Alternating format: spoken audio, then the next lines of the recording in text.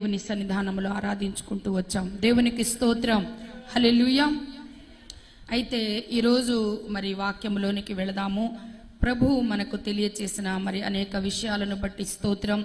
ఆయన మాట్లాడితే తప్ప, ఆయన కార్యం చేస్తే తప్ప మనం ఏమీ చేయలేం.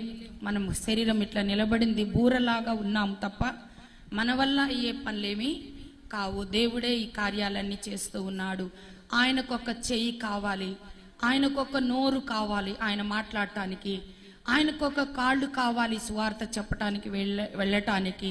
కాబట్టి మనమందరము కూడా ఆయన అవయవాలమై ఉన్నాము. హల్లెలూయా. కదులుతున్న దేవాలయం మనం ఎవరం?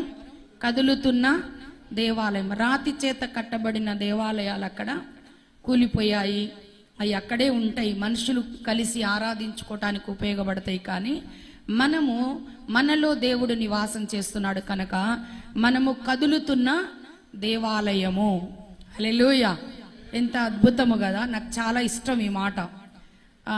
ఆ దేవుణ్ణి మోస్తున్న మందసం మనం. హల్లెలూయా.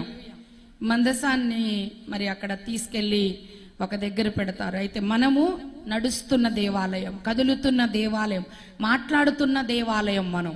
దేవునికి మహిమ కలుగును గాక.